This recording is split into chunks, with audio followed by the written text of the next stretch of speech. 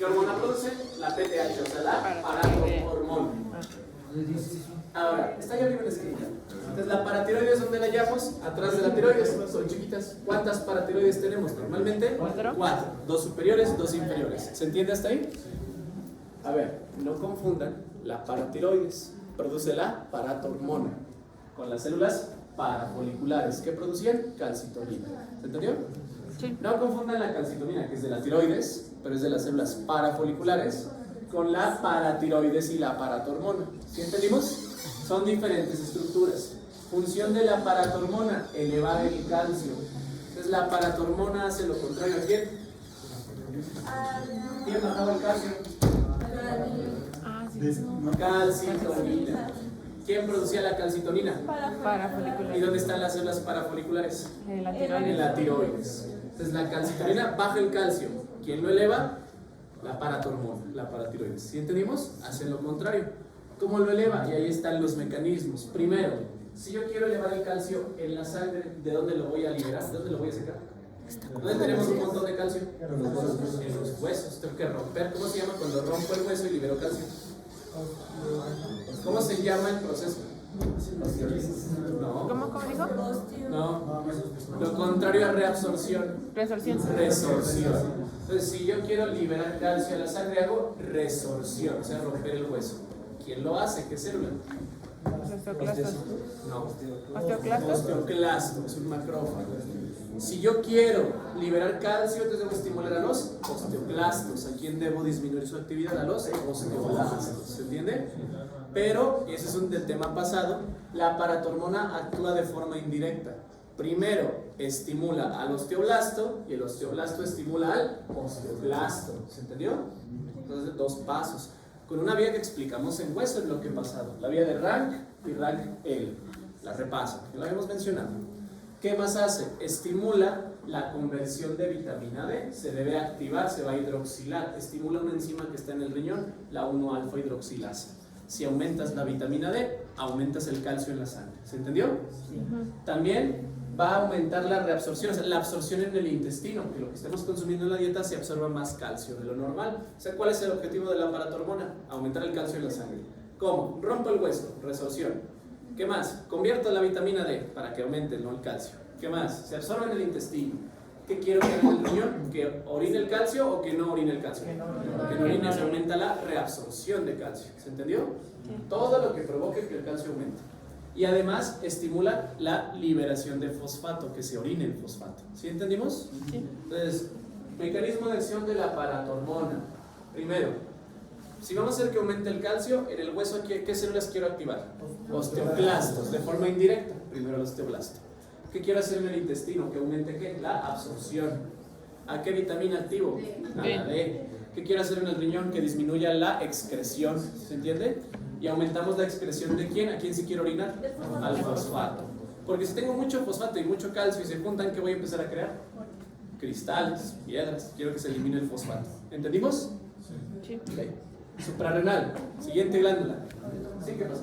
¿Qué pasa si a una persona le quitan las paratiroides? Si le quitas un síndrome muy triste, muy feo. ¿Qué pasa si le quitas? A ver, primero, si a la persona le operas, no sé, un cáncer de tiroides y te llevan las paratiroides, ¿qué le pasaría al calcio en la sangre? Si no hay paratiroides, se cae. ¿Sí se entiende? Entonces, la paratiroides, ¿qué hacía en el hueso? En el hueso estimulaba los osteoclastos. Si ya no hay osteoclastos, o sea, ya no funciona, ¿quién se activa? Osteoblasto. ¿Y qué hacía el osteoblasto? No hacía resorción, hacía reabsorción. Y como lo hace, se empieza a llevar el calcio de la sangre. A las personas que le quitan las paratiroides, todas, hay algo que se llama síndrome del hueso hambriento. El osteoblasto se roba todo el calcio. Si quitas todo el calcio de la sangre, la persona puede morir, el corazón se detiene, el músculo deja de fallar, y las personas de por vida deben consumir calcio.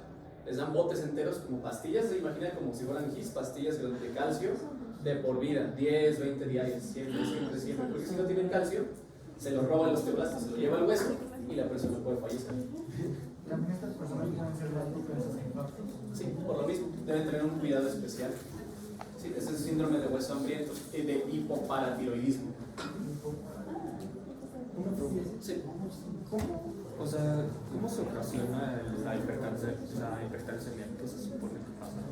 Hay muchas causas. Puede ser desde que le administraron los medicamentos, puede ser la hipercalcemia, que no hay una regulación por las células parafoliculares de la tiroides, puede ser que tengan un tumor en las paratiroides, entonces va a producir un montón de paratormona y va a haber un montón de calcio, ¿no?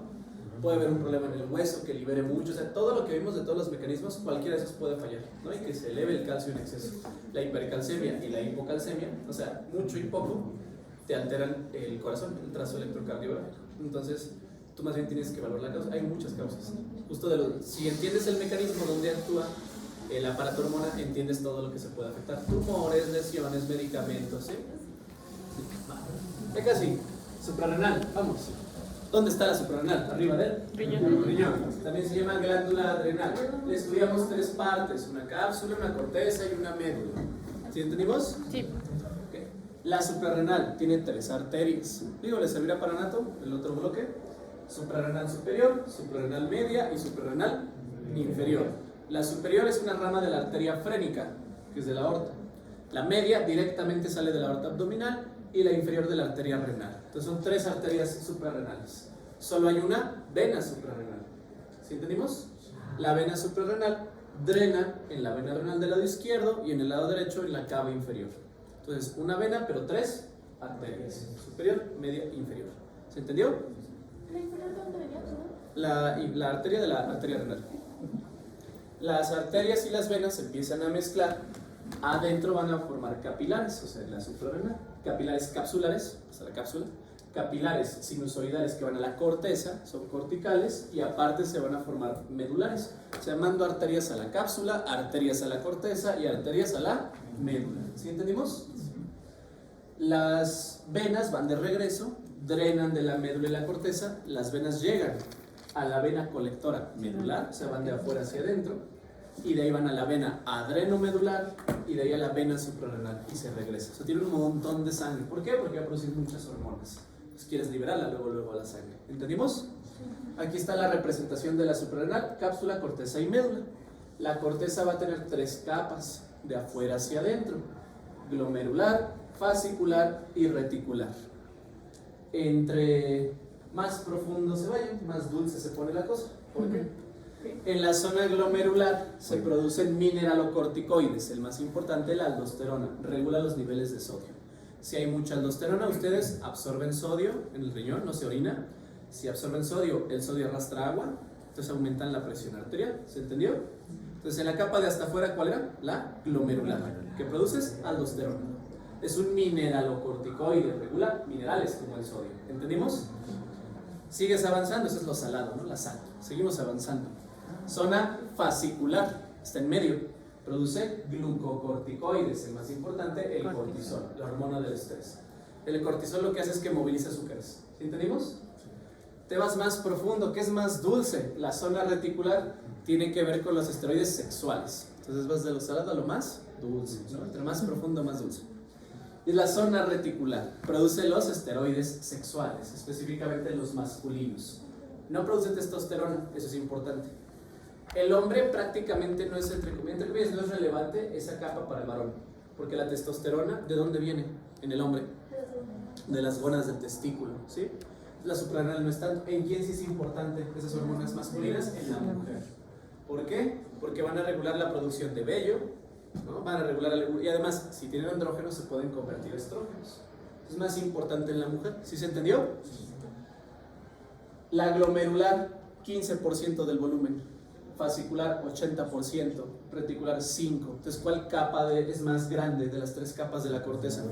La fascicular. Son 3 capas de la corteza, la médula es aparte. ¿Sí se entendió? Sí.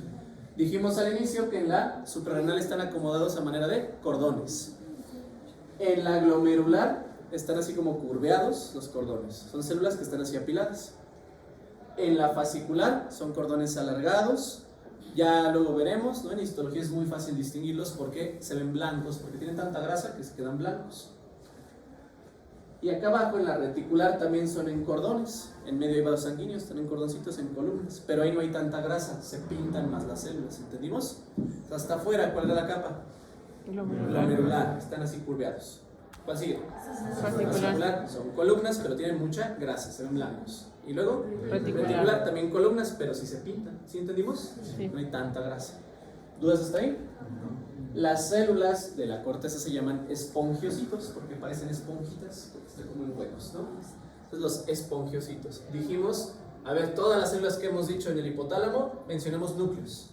En la hipófisis, en la anterior, folículo estrelladas y todas las tropas, ¿no? En la posterior dijimos, No sé. o sea, sí, pero ¿cómo se llaman las células de la neurohipófisis? Son las que usan las Pituicitos. En la pineal, pinealocitos, que también hay intersticiales. En la tiroides, foliculares y parafoliculares. ¿Okay? Digo, no lo mencioné, en la paratiroides están las principales. Y ahora estamos viendo en la suprarrenal, en la corteza, los espongiocitos. ¿Sí se entendió?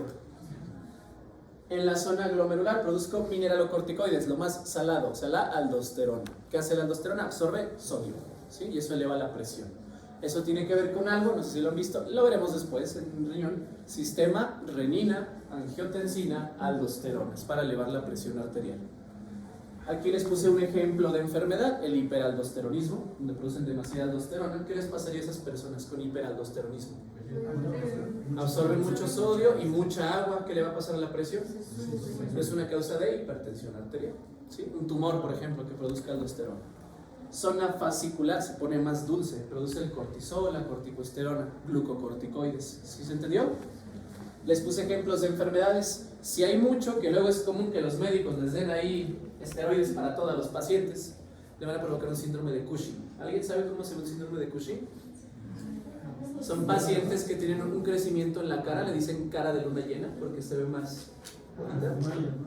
Empiezan a aumentar de peso y en la región del abdomen se forman estrías, como las varices, se empiezan a formar estrías, más bien se empiezan a formar porque se rompe el colágeno, desarrollan resistencia a la insulina y riesgo de diabetes. Es gente que consume esteroides para todo. Luego les dan esteroides para enfermedades, hasta para enfermedades virales que no tienen nada que ver. Tienen esteroides, ¿no? Le están provocando un síndrome de Cushing. Entonces, si hay muchos glucocorticoides, Cushing, ¿se entendió?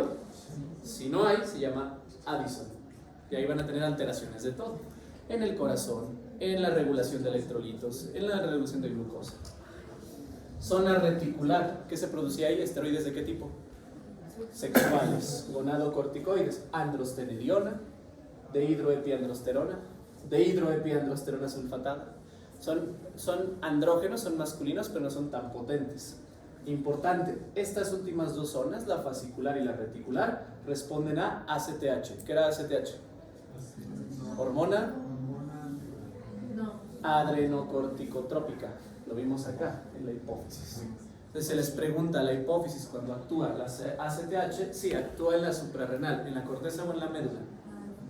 En la corteza, en dos capas, ¿en cuál? En la reticular. Y fascicular, sobre todo la fascicular porque produce cortisol, lo dijimos allá. ¿Sí? ¿Se entendió? Bien. Hay una alteración de la zona reticular que es de nacimiento, es la hiperplasia suprarrenal congénita, donde hay alteraciones. Son bebés que tienen un crecimiento de eso y empiezan a producir muchos andrógenos, muchas hormonas sexuales masculinas. Que en un hombre a veces no se nota tanto, pero ¿qué pasaría en una mujer? Una recién nacida con muchas hormonas masculinas. Les da ambigüedad genital, o sea, no se forman bien y no puedes distinguir si es un clítoris, si es un pene por el crecimiento, parece un pene por el crecimiento por los andrógenos. O sea, hay que darle tratamiento porque no se distingue qué genitales tienen por la producción hormonal. Bueno, finalmente, si nos vamos hasta adentro, ¿qué tenemos? La médula, y ahí están las células cromafines en la médula. Entonces, en la corteza, ¿qué células eran?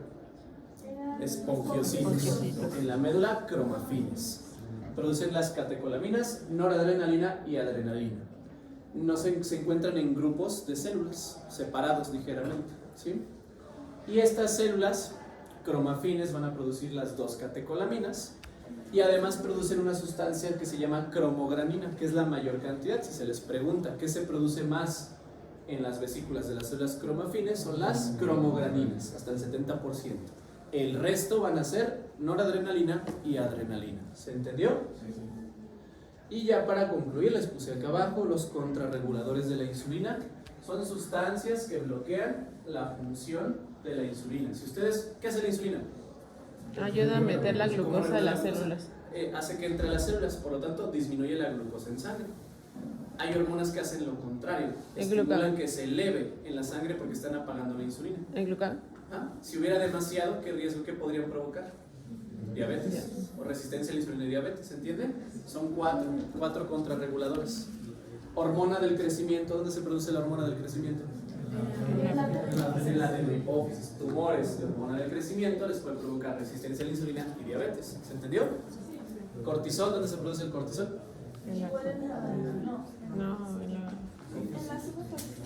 En la corteza suprarrenal, en la zona fascicular, ¿no? Tumores o exceso de cortisol como el Cushing, que les dije que les dan muchos esteroides, les pueden provocar resistencia a la insulina y diabetes.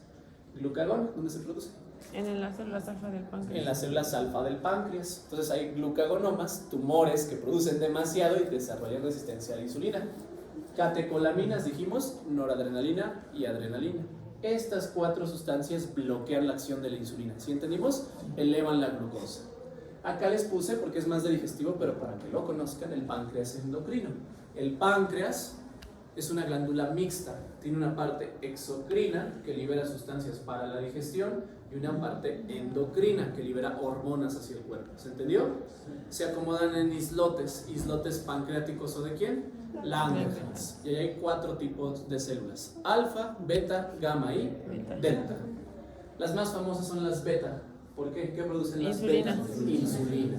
Las alfa, lo contrario, glucagón. ¿Sí queda claro? Es alfa, glucagón, beta, insulina.